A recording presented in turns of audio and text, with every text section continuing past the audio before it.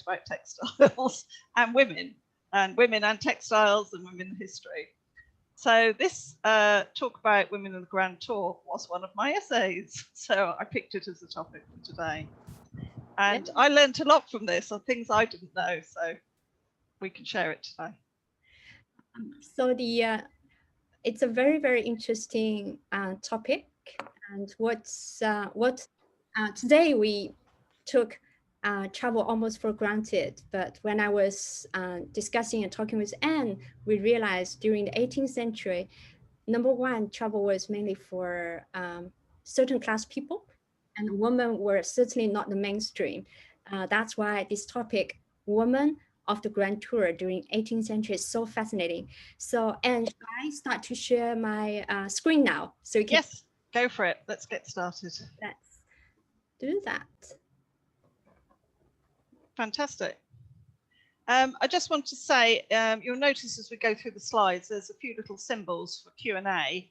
So do add any questions to the chat, or wait until you see one of these little Q&A logos and we'll stop and you can ask some questions then. Okay, the Grand Tour. As Minji said, it's something that took place in the 18th century.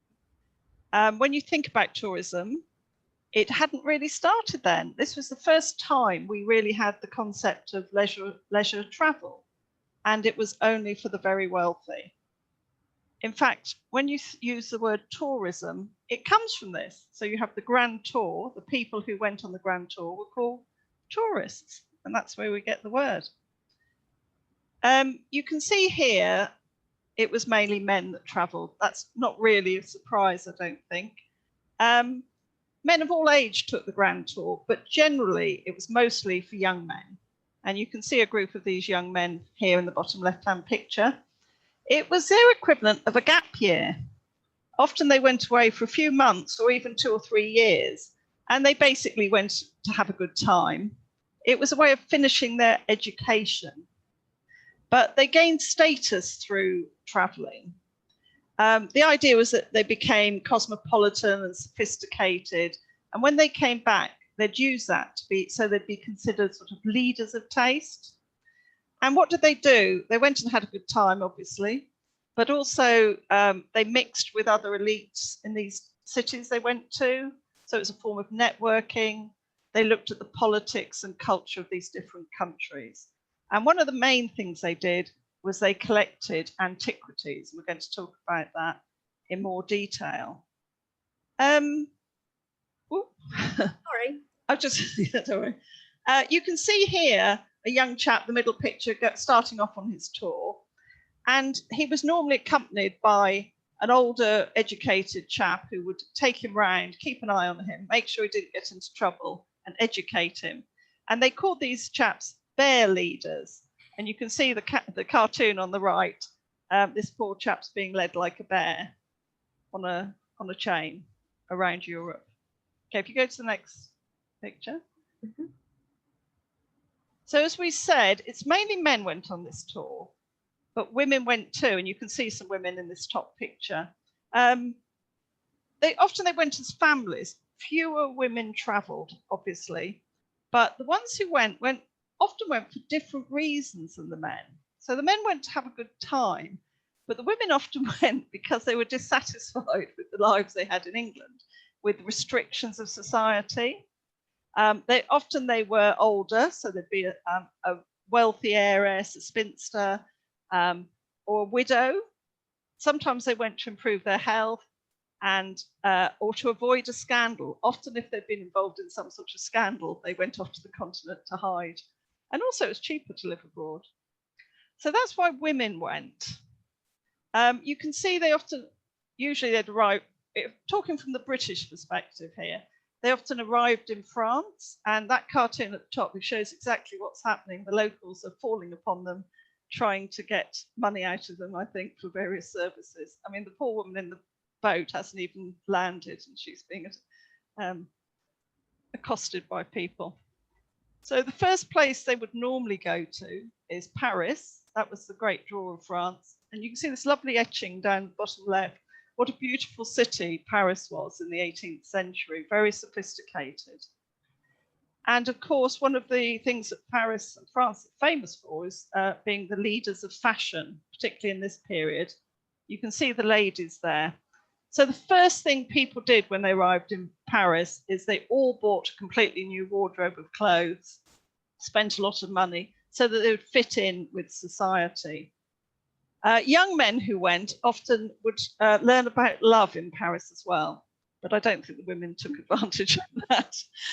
Well, maybe they did, but not that it's in the records. However, I would say the thing that women did take advantage of, apart from getting new clothing, is to attend the salons. So the salons were the social gatherings of the wealthy. So you put on your new clothes, went to the salons, and these salons were often led by women, salonières, as they called themselves, like Madame de Deffand and so on. And this is something that gave British women an idea that we'll talk about later. Okay, if you continue. Next slide. That's it, perfect. So traveling, they'd normally travel by coach, terrible roads, just dirt tracks and so on. And if you look at the bottom left picture, that's called an Alp sled. So when you got to the Alps, there weren't even dirt tracks, and they would literally be carried over the Alps in these sleds. So you can imagine the ladies in their fancy clothes would find that difficult. And so they wore clothing that was adapted. And you can see the lady in the blue dress, or blue costume, shall I say. That's what they called a redingote. And it's a corruption of the word riding coat, because that's basically what they were wearing. They adapted, they found their riding clothes very practical. So they started wearing them for traveling and just basically when they could.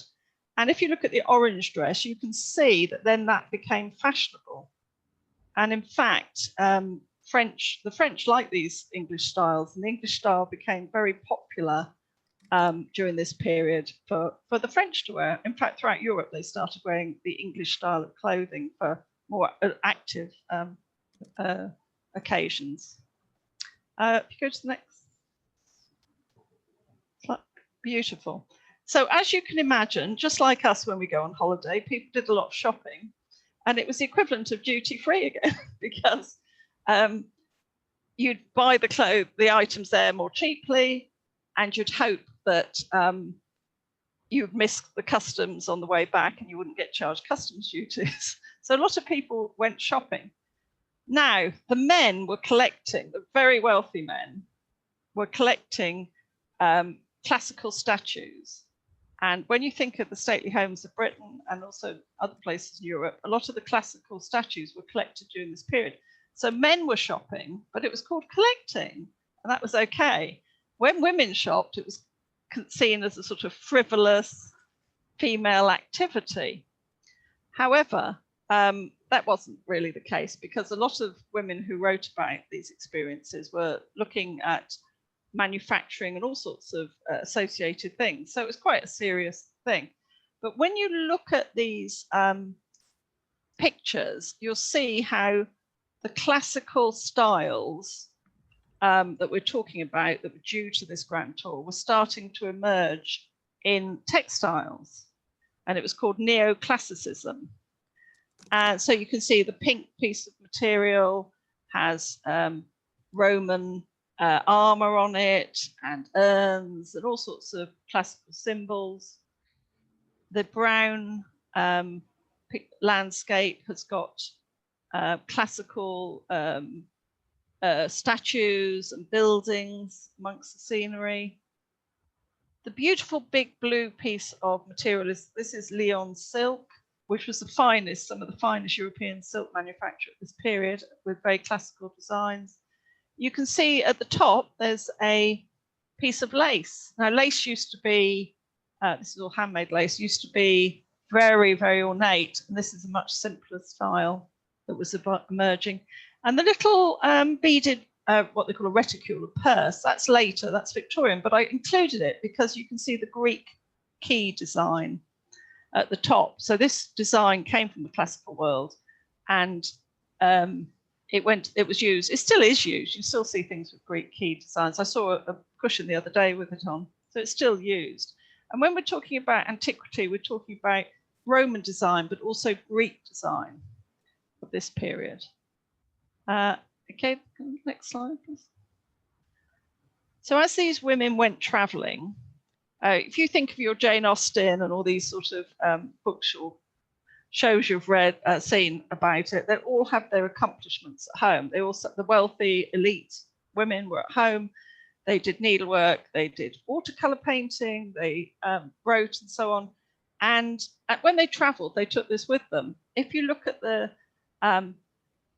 watercolor, it's not a very good watercolor, and it's purposely not a very good one. And the box of watercolor paints. I chose this one to show amateur art, because if you think about it, there were no postcards. You could buy etchings when you went by professional artists, or paintings by professional artists. But a lot of people took, just drew pictures themselves, sketches or watercolors of where they went to record their memories. Women wrote thousands of letters home, and received letters about the Grand Tour. So that was a way of people learning about it. And a lot of people really waited for these letters. So it's like, sort of vicarious way of experiencing the tour. The lady on the left is Mary Berry. Now, for English people, it's not the lady who makes the cakes. It was an 18th century Mary Berry. And she wrote a travel diary, and you can see it online because it's all out of copyright now. And she wrote extensively about her travels. And also Marina Stark, I've got there, she wrote, it was published, letters from Italy. So that you get a real insight into women of this period. If you go online, you can find quite a few of these diaries. They're really interesting reading about what they got up to. Okay, you can see the little Q&A symbol. Yes. Any questions so far? And thanks for giving the context about travel between men and women, 18th century. There are quite a few questions coming up. People are very good. interested. Mike asked, when you talk about salon, women went to salons. Mike's question was, did men go to the salons? Oh yeah, I mean, the salons were mainly for men, but if this was a period of the Enlightenment, and women were sidelined basically from attending intellectual discussions quite often. But when they traveled, it was quite often a slightly more relaxed atmosphere. And it was when British women arriving in France and seeing these women leading the salons would have found it very interesting to see that women could do that, because these salons were for men mainly, but women managed to get into these salons and run them. So if you're hosting them as a sort of host, you can wander around and listen to the discussions and participate in the discussions. And this was what women found interesting and started replicating when they came back to Britain. Yes. It sounds like a rather weird convention that you've got men turning up at these French salons. And how did they find out about them? And why was it women who ran the salons for men? It all sounds rather risky. No, it wasn't at all. I'm not explaining it very well, possibly. Women were hostesses. So if you imagine you go to a social gathering, the male and the female, the husband and wife would invite you to an event, and the woman would be the hostess. So in theory, she's looking after the food and drink and welcoming people as they turn up, making sure their coats have been taken. But women gradually, some women, a few, women who had the strength of character started taking over these and deciding what events would be held and so on. And that's what was empowering to women. I see. The co-hosted salons. Yes. Kate has a very interesting question. She's coming from an angle of what's the rationale to connect tourism to the Grand Tour, because we have stories of Asians traveling to distant places. Oh, yeah. For example, Greek philosophers, Islamic scientists, religion preachers. So why would you particularly trace tourism to the Grand Tour? Well, because that is really good. People always traveled, and people always took souvenirs when they traveled. Yes. That's how silk came out of China. Great. Two monks stole it. You must know that story, Minji. I heard of the Silk Road and yeah, the Silk Road. Well, silk they wouldn't allow to be taken out of China because it's so valuable. And 2 monks hid silkworms or the cocoons in a hollow wooden walking cane. So that was their souvenirs. And then they spread it to Italy, actually, in the West. But anyway, getting back to the subject, the difference is this was the first time really in Europe, certainly, where there was a sort of concentrated leisure tourist market. This was the first time a lot of people just traveled for leisure, you know, as a sort of going on holiday in effect. People previously traveled for trade, diplomacy, all sorts of reasons, exploration, definitely. But this was the first time it was really concentrating, people just going to have a good time, basically. Yeah.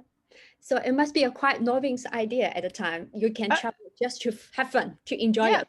Yeah. And also travel was very difficult. It wasn't, you couldn't hop on a plane, obviously. It would take you months to get to some of these places, weeks and months.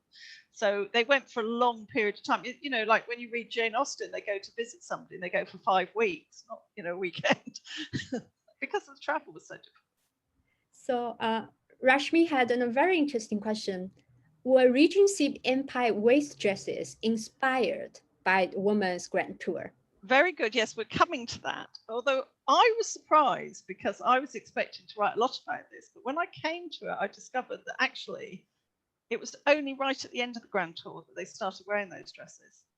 It wasn't until 1780, 1790. So the Grand Tour was really the second half, you know, sort of 1750s onwards. And it was really only at the end of that period that those sort of dresses came in. But I was surprised to find that out. Yeah, and eventually Laura has a question. Everybody of us, we have the same question.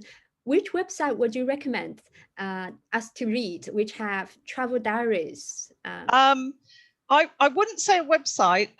What happens is if you look up, if you put, say, Mary Berry, 18th century, you will find there's academic sites that have digital copies of these diaries online. So if you put PDF after it as well, you get the, I mean, I've looked at Mary Berry's in detail. It's definitely online. I looked at it yesterday, I think. So you can get them online that way.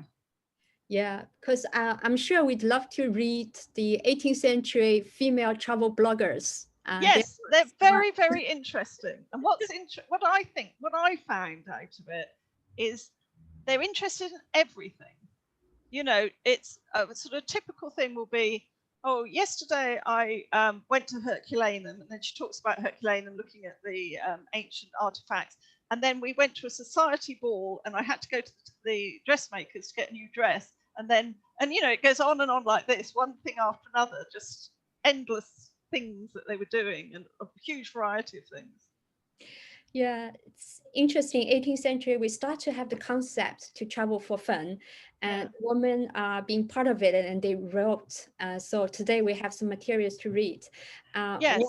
And it's going, you will probably want to continue at the same time. If I can ask the guests today, you can put in the chat box an extraordinary woman from your country, your culture. I'm going to put all these wonderful women from around our Zoom room today and share with us after today's quiz. So meanwhile, and shall I move to the next slide? I just want to say one thing I thought of. Not a lot of women, a few women turned this into a career because they wrote travel guidebooks as well. So some of the guidebooks that people were using on the travel tour were written by women. So good on them. Yeah. Okay, next slide. So I'm going to go on.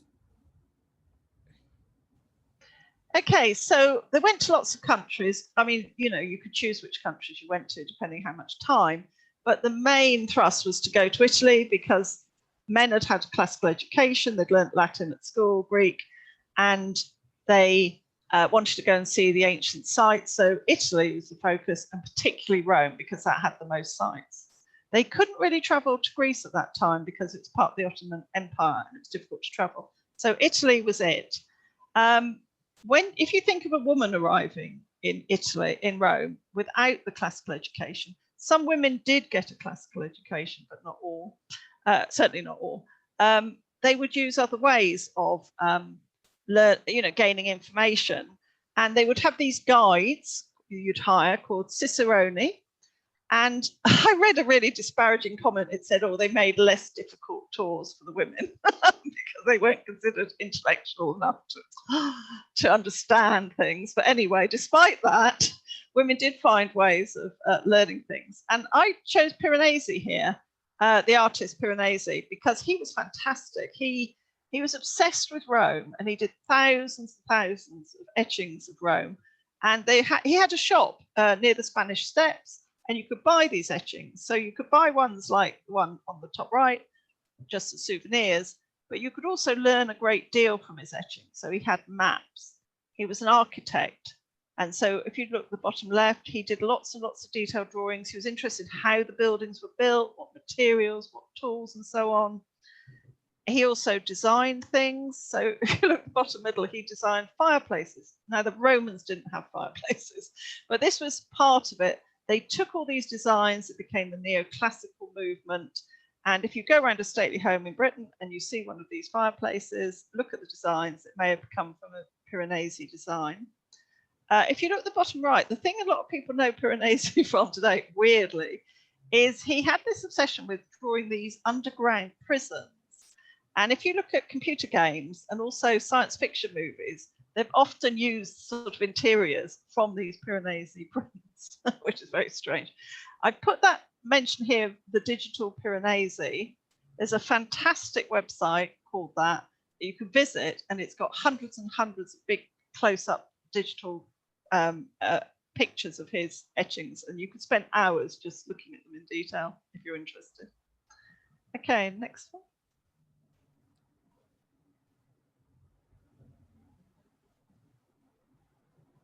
Right, so the souvenir industry, again, there were always souvenirs, but in a big way, souvenirs became popular during the Grand Tour because the locals saw that there was a big market for wealthy people turning up wanting to commemorate their tours. And so there are lots of souvenirs. So women quite often bought things like fans. Most of these are hand painted. They did have printed ones as well, but hand painted and quite cheap. There were a lot of artists living in this area, even foreign artists, because it's a nice lifestyle. They could go and live there and sell things. And if we think of these women coming home with these fans and attending events in England, just like the salons in France, you'd attend events in England and you're using your fan right in front of people's faces. So it was a brilliant way for women to show what their interests were. First of all, you'd say, hey, I've been on the Grand Tour, look at my fan. So you've told people you've been on the Grand Tour. And then you could tell people exactly what part of the Grand Tour you enjoyed most. So you'd pick fans that would highlight your interest. So if you look at the bottom level, the one on the left and the one on the right, sites of Rome. The one on the left is St. Peter's, so that's the modern sites. But the one on the right, there were quite a few fans that showed a sort of sightseeing tour around Rome. And the one on the right saying, hey, this is the centre of Rome. You start there. One on the left is a certain site you see. The one on the right is the Colosseum. You should visit that. So if you're interested in antiquity, you're showing that you wanted a fan with ancient sites on it. The top left is Paestum, which is a Greek temple near in the Naples area. And the Greeks were in Italy at this time building these temples. So you've got this wonderful Greek temple, which was one of the places they visited. The top right is mythology. So you've got the classical world, classical mythology. So if you're interested in mythology, you can show that. And the two center ones, we're going to talk about Naples and Pompeii and so on in a minute. But if you think of all the excavations during this period, these are illustrations from various wall paintings and artifacts that they were digging up. And as soon as these things were dug up, people were painting them and turning them into fans, souvenirs. So if you're interested in the decorative arts, this is how you would show your interest. Okay, go to the next one. And there were lots of different souvenirs, cameos and so on, but I've only concentrated on two here. And this is micro mosaics. So if you look at the top right, that's how micro mosaics are made. You have a little copper tray and these tiny little pieces of glass are put in to make up the mosaics. Now, it was a very, very popular souvenir because it's using an ancient technique. You think of the Rome and the floors in the villas would be covered in mosaics in Roman times. If you're English and you go to St Albans, there's a wonderful museum full of a lot of these mosaics, or Bath, of course. But they couldn't make these small ones. These tiny little micro mosaics were developed in Rome by the Vatican workshop. So the Vatican workshop was there to help restore and maintain all the treasures of the Vatican. And they started making, they worked out that these little glass strips that you see in the picture, they worked out how to make those. As soon as they could make those, they could take little pieces off and make these tiny pictures. So the workers in the Vatican workshop started making these as a sideline because they weren't paid very well. And it became so popular that they all set up workshops, became independent. And the pictures you can see are very much the sort of souvenirs people would buy. There's a tiny little ring, the vase is a ring, cupids. The one on the bottom right is a brooch, and this is the Capitoline doves.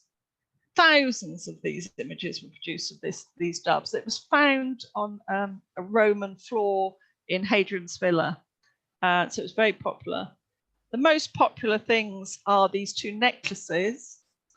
So the top one is showing classical scenes of Italian countryside with ruins and so on. And the bottom one is cupids and mythology. So these were very, very popular.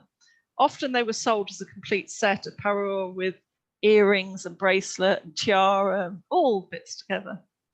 And the little dogs, bottom left, this is a bit later, but I put them in because these micro mosaics became a huge thing in Victorian era.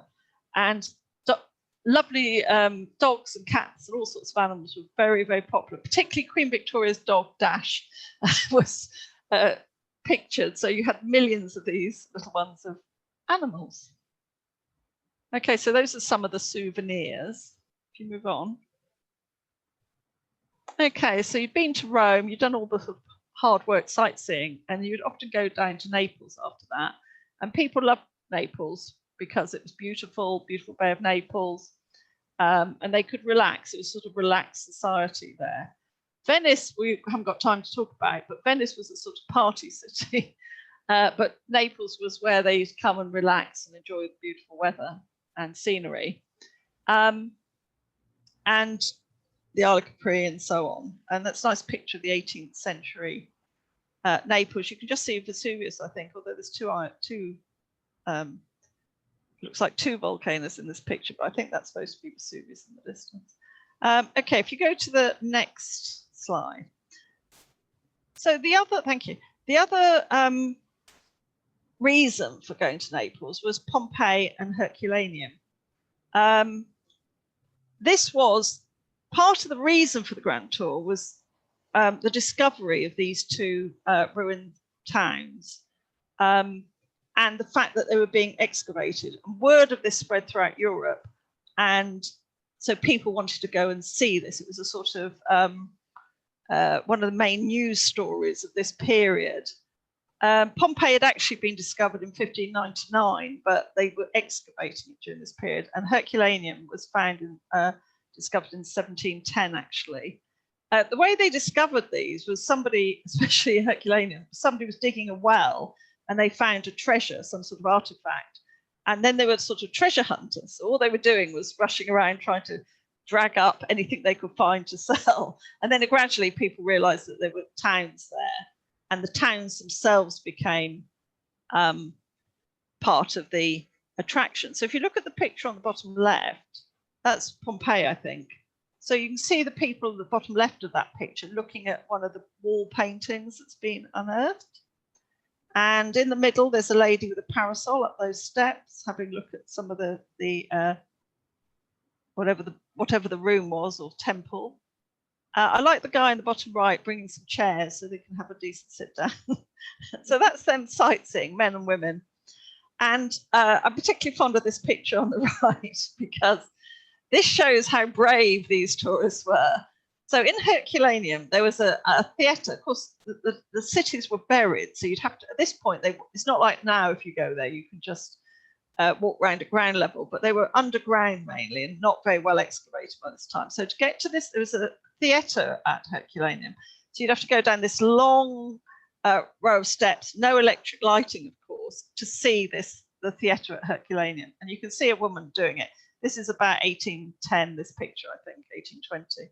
So slightly later, but that's how they used to go down and see this. Very brave people, not claustrophobic, obviously. If you go to the next one. Okay, so this is a curious woman we're meeting now. Emma Hamilton. British people know her because she's famous for being Lord Nelson's mistress. She had an absolutely amazingly weird life. I could talk for an hour just about her, but I won't. So I would suggest you go and look her up if you don't know anything about her, because she lived a very, very strange life. However, from the point of view of this, at this point in time, she lived in Naples. She was married to Sir William Hamilton, and he was the ambassador to the court at Naples at the time, and she produced these things called her attitudes. So if you look at the picture at the top, what she did were like sort of one-woman shows. And in front of a group at Hamilton's house, William's house or their house, she would do these one-woman performances where there would be an audience of all these grand tourists, and she would sort of swirl around and then stop in an attitude. And the fun of it was that they would guess which character from antiquity she was pretending to be. She was so it would be Medea or one of these people. And she'd have some of his antique vases or something or similar as props. So it was very, very strange. It was hugely popular, hugely influential. People painted her doing it. They wrote about her doing it. It was very bizarre, the whole thing. But anyway, it was very influential. And it was all very neoclassical because she was wearing classical dress. She was using classical props. The two pictures on the left are her before she came to Naples. She was painted, she was a great beauty of the age, and she was painted by Romney and people. And if you look at the woman bottom right, that's not Emma, that's Vigie Lebrun, who was a famous female artist. So I'm putting in my little piece here about there are a lot of female artists during this period, and that she painted the picture just below the word attitudes, one of her with the tambourine, of Emma with the tambourine. So she was a fantastic artist. It's actually a beautiful self-portrait there. I love that. The orange picture is there because this was one of William Hamilton's vases. Now, her husband, Sir William, as well as being a diplomat, he was a huge collector, very influential collector, and a book of etchings was made. And this is one of the etchings. And you can see how much that would have influenced her attitudes because these sort of silhouettes. So that's Emma. What a strange thing. But very interesting. She became a sight of the Grand Tour herself. Okay, if you go to the next one. Okay, so when you're in this area, you'd also go up Vesuvius if you were of that mind. And here you can see all these adventurous women going up Vesuvius. Often they were tied with ropes, as you can see. I know, so bizarre. Or were taken up in one of these Alp sleds, as you can see the woman in the blue. Mm-hmm. Very, very strange. But they were adventurous. A lot of women climbed Vesuvius in this period. And the photo on the left is obviously after this period because it's a photo. But this photo dates from 1904. And you can see that, you know, this continued for a long, long time. Basically until they built a funicular railway up Vesuvius. Part of the way anyway. So I know. It's so funny, isn't it? I love it. There are quite a few of these pictures, you know, etchings and so on. It's very I wouldn't want to be one of the women on the postcard to be remembered by my future generation this way. I know. At least it's not a photo. Well, the photo is, but I mean, the woman in the photo looks quite proud of herself, and quite right too. She was adventurous, but no. Actually, we have an interesting question. I thought that question is very interesting. Sunny, she asked one of the women with the pink dress, is she pregnant? I think so. I keep looking at it and I think the same. I mean, my goodness. It's up there while you're 8 months pregnant. Why not? I mean, so I think I made the same assumption. Yes. Yeah, so brave. Yes. Vesuvius had been very, very active during the second half of the 18th century. And this was one of the attractions. If you think of the Enlightenment, scientific inquiry, volcanology was the thing that started during this period, just, looking at volcanoes. And they produced lots of paintings. Paintings of Vesuvius in eruption were very popular. I have to say they were hugely exaggerated. I doubt very much the tourists would have been hanging around on the edge of that flow of lava there, but they did exaggerate things. But it was a time when there were a lot of eruptions of Vesuvius. So about 6 or 7 major eruptions, well, 4 major ones, and a lot of other ones during this period. So it was a time, and a lot of people collected lava specimens, and there was lava jewelry as a souvenir as well. Okay, if you go to the next one. Okay, this is one of my favorite people on the tour. This is a German lady called Duchess Anna Amalia. In fact, it was Anna Amalia of Saxon-Weimar-Eisenach. I can't pronounce that, sorry. Anybody who speaks German.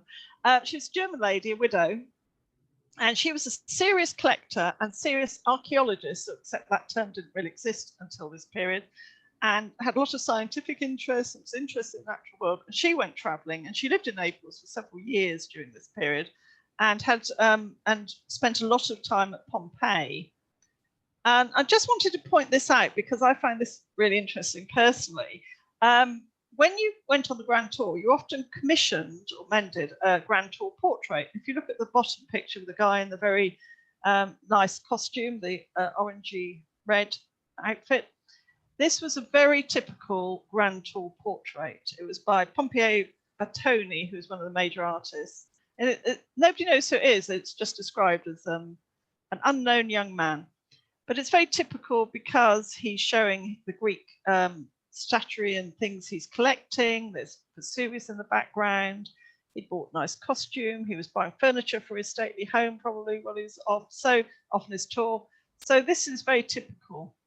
On the bottom left is the poet Goethe, very assured sort of portrait by this guy called Tischbein, artist called Tischbein.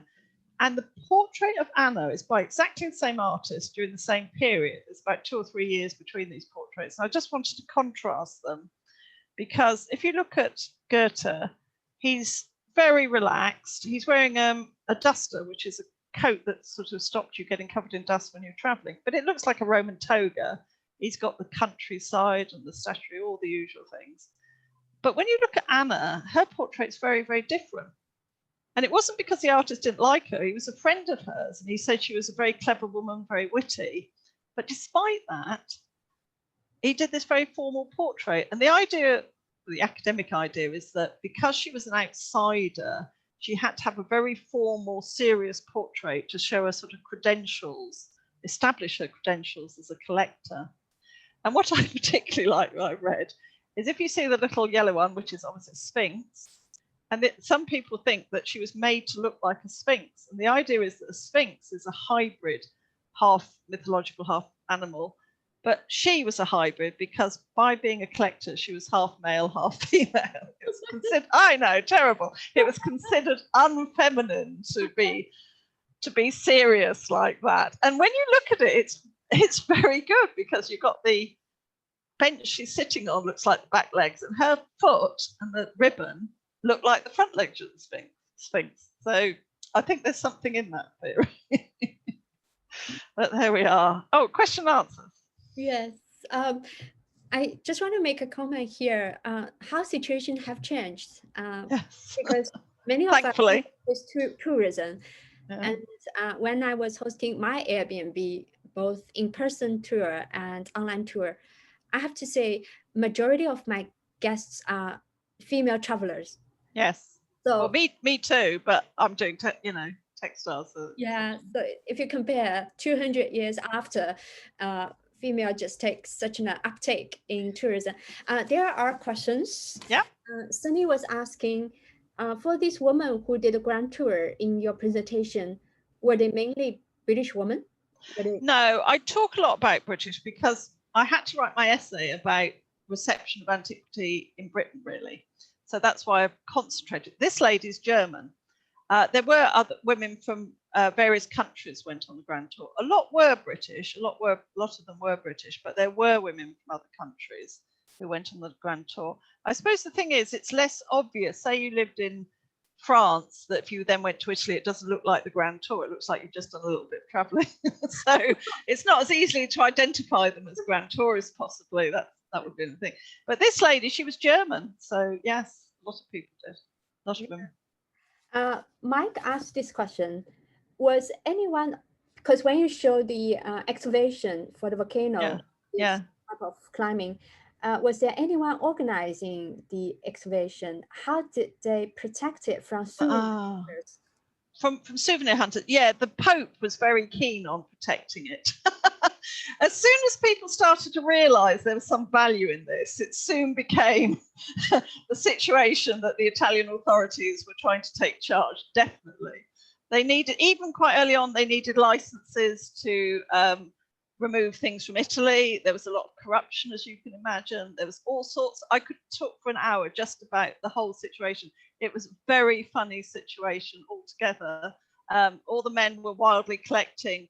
All the locals were dragging up bits of statues and sticking them together to make one statue, and selling these fakes. They were faking things. I mean, it was just a whole, you can imagine what it was like, as soon as people, but it was quite difficult to get licenses to remove things from Italy, and it involved money, as you can imagine. They're quite right, Protection. Yeah. So Jin Dali, he was asking, that's a question I want to ask as well. When you talk about Emma Hamilton, yes, she somehow connected with the musical Alexander Hamilton. No, I don't think so. I don't think there's any collection apart from the name. I mean, Hamilton's not her name, it's her husband's name. Right. No, it's not. I mean, maybe there's some vague link, not a clear link that I know of. I mean, I might be wrong, but no. Yeah, it would be good if there were. I found a lace, because my thing's lace, and I found a connection between Alexander Hamilton and lace, and I was very excited about that. So I'd be excited if we found. I love the musical, so. I've been longing to watch that musical. And Kate asking a very interesting question. During your research, have you ever encountered travels by women of color during that period? Well, not that I found. I mean, obviously there were women traveling. It's not as straightforward as you think, because even one of our queens, I think, was a woman of color. So it's not quite as straightforward as that. I didn't in this. I only looked at a handful of women, I only concentrated on a handful of women. There were a lot of people of everybody when they traveled. If you traveled, you didn't just travel by yourself. You took a whole retinue with you. So Emma Hamilton was working class originally, which was very unusual that she went on the grand tour in effect. And she didn't intend to go on the grand tour. She was hijacked. It's a long story, but she thought she was going on a holiday. But anyway, it was a long story. But so there may well have been women of colour as servants and so on, as there were a lot of work. That was the only way working class people got to go on it. But I don't know. It's a really good question. It's quite possible. Americans certainly started going on the tour in small numbers. And Benjamin Franklin, of course, travelled all over Europe, was an ambassador to Paris and so on. But no, I don't know. It's a good question. It's a good question. Rashmi asked, did Vigor Lebrun, the German lady, I'm terrible at pronunciation myself. Did she go on the grand tour herself and learn to paint there? Well, you tend to find that women who became painters tended to be daughters of people who were painters, and that's how they got their training. So it had a family, you know, they inherited the family painting gene, and they got the training through their fathers. And I think her father was a painter as well. She was French or Swiss, wasn't she? French, I think. So she lived in Italy. She travelled, and she came to England. She painted in England. She was in England for a few years as well. So she travelled. She made a lot of money. Look her up. She's a fantastic artist. There are a lot of hidden women artists in history. There's a big exhibition just starting in the National Gallery in London of a female artist, an earlier female artist at the moment. So very, very interesting. There were quite a few female artists there. Yeah. Yeah. Okay. So people are just giving comments saying this is fascinating, so interesting, exciting. And the guy who was doing the micro mosaic, probably he's making a lot of money because of the watch he's wearing. Oh, I didn't see. Who was that? What? Oh, I didn't see that. I'll have to look that up later. Yeah, I'll send you the chat record. Yeah, I'll look at the picture.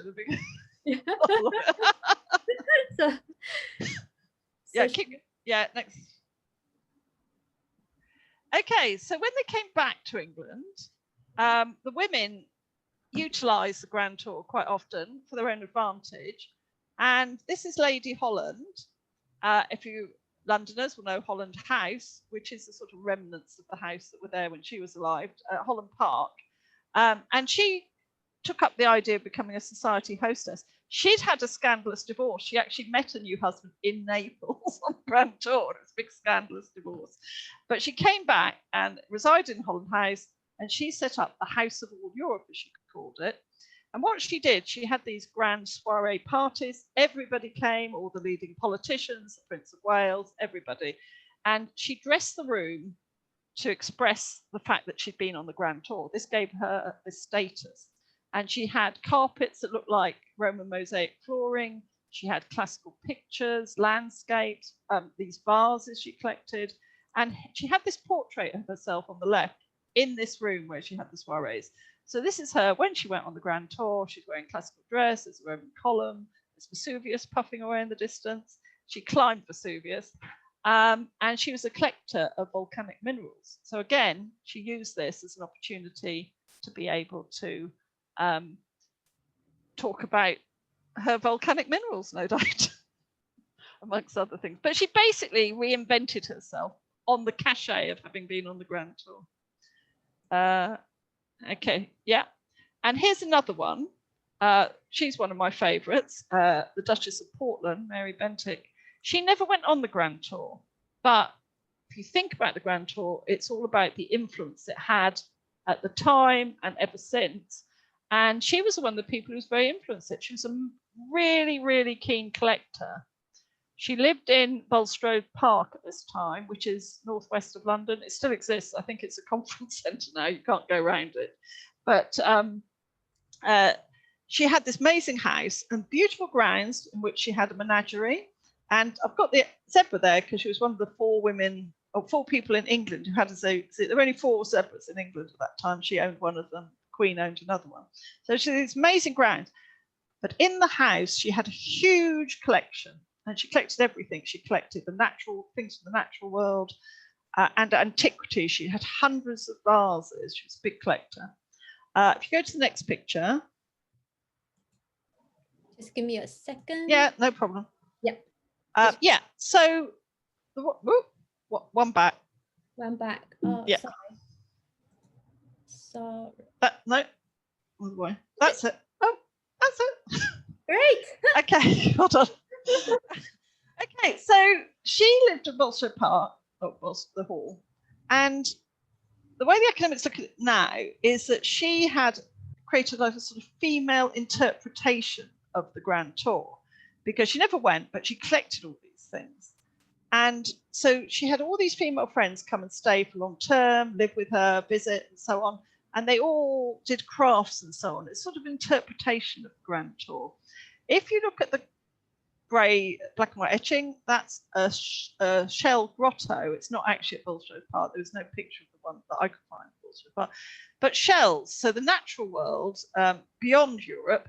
Captain Cook, the naval explorer, he used to send her boxes of shells they're obviously friends, and they would make these little grottos. So I've taken like a picture of an interior of a grotto. These are little houses in the gardens, sort of fanciful places to go and rest if it rained in England, no doubt.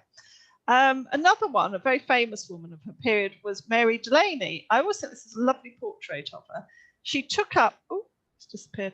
She took up her craft in her 70s. And what she's famous for is, if you see the flowers, it looks like a watercolor painting, but it's not. It's paper cuts. And she's literally hundreds of pieces of paper cut out. And she called it paper mosaics. And she was famous for this.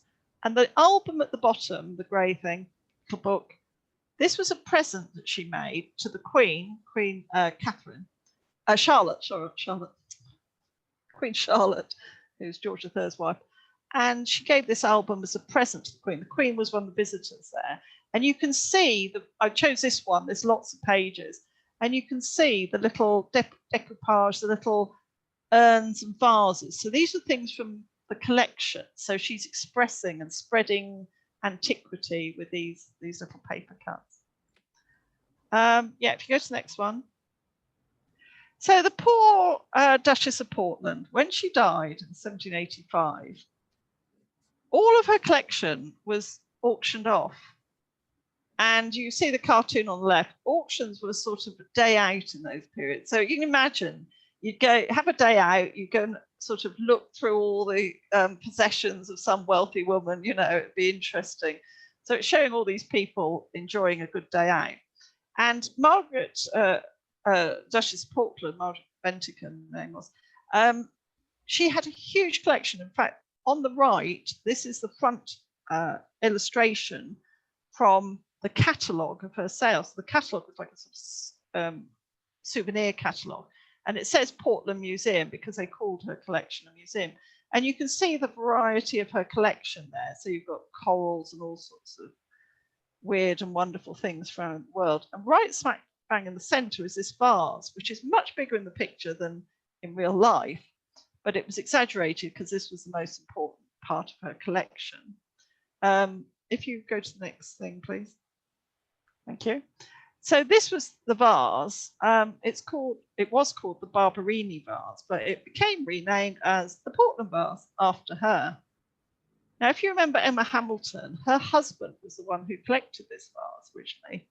And he sold it to the Duchess of Portland for a large sum of money. It was undisclosed how much, but I think it's about £2,000, which in those days was a huge amount of money. And the vase is glass. So the one in the middle is the original. And it was Roman glass, cameo glass. They think it's about 2,000 years old. And it was layers of glass. And it was the most, you know, the most expert example of this ever found. You might notice it looks a bit damaged. That's because after her death, it was lent to the British Museum by her son who owned it at that period. And some man in 1845, a guy called William Mulcahy, went mad, turned up at the museum and smashed it to bits. And on the left, you can see an illustration at the time of all the pieces that were left after they smashed it up. And it had to be restored. It's been restored about 3 times since then, including in the 1980s, which is, you know. Anyway, I just want to quickly say about this that it became the subject of Wedgwood, Josiah Wedgwood, the ceramicist. He was allowed to borrow it and he reproduced it in ceramics, which was an amazing feat at the time. It took him a long time to perfect it. And he produced these wonderful vases. If you go to the next page, please. Slide.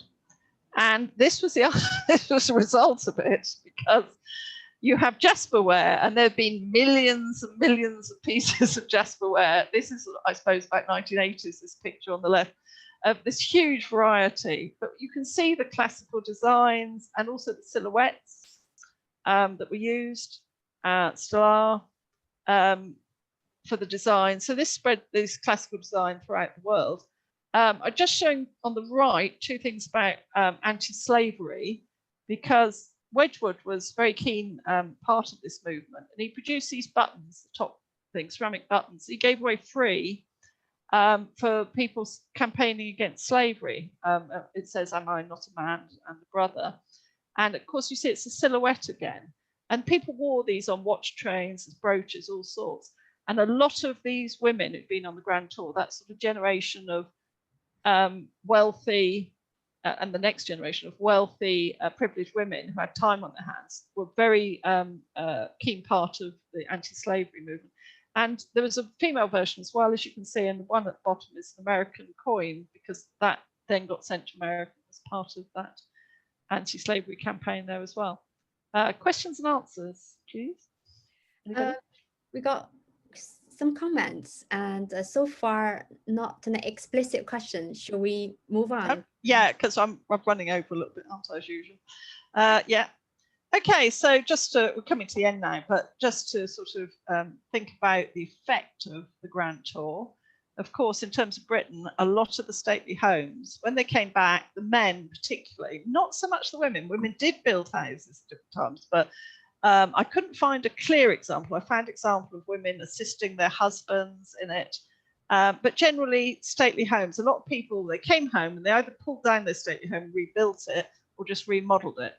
And this is just a small example. There are much bigger examples. This is West Wickham, just to the west of London, which was owned by the Dashwood family. And if you know your Jane Austen, she uses the names for this. There's a long story why she used the names. They were like a notorious family at the time, the Dashwoods, West Wickham.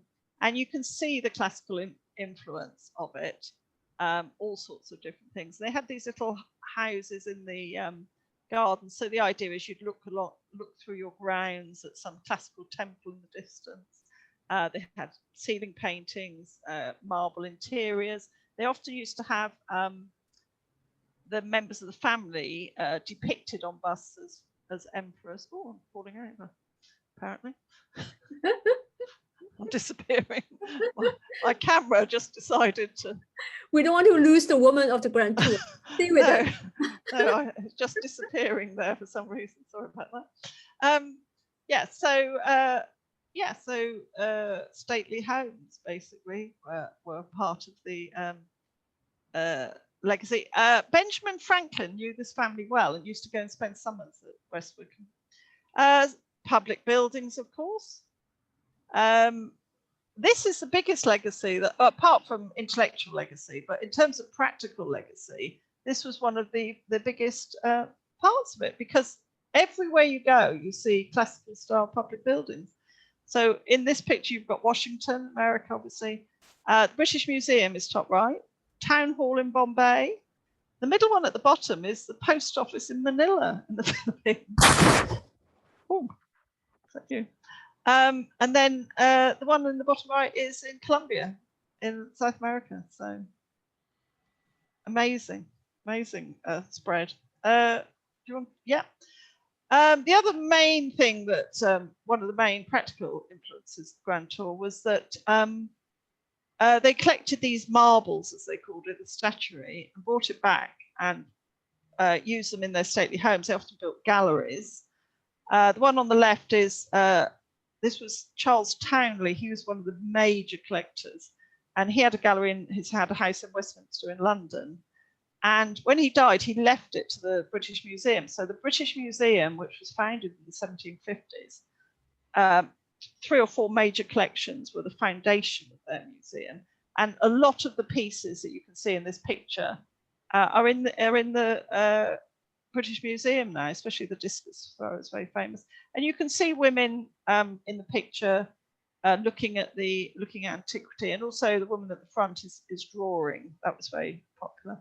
And I put the one in the right in because if you ever come to London, and I would definitely say, and I know Minji loves this place as well, Sir John Soane Museum, which is a tiny little museum owned by an architect who was a mad collector because he used it as examples for design.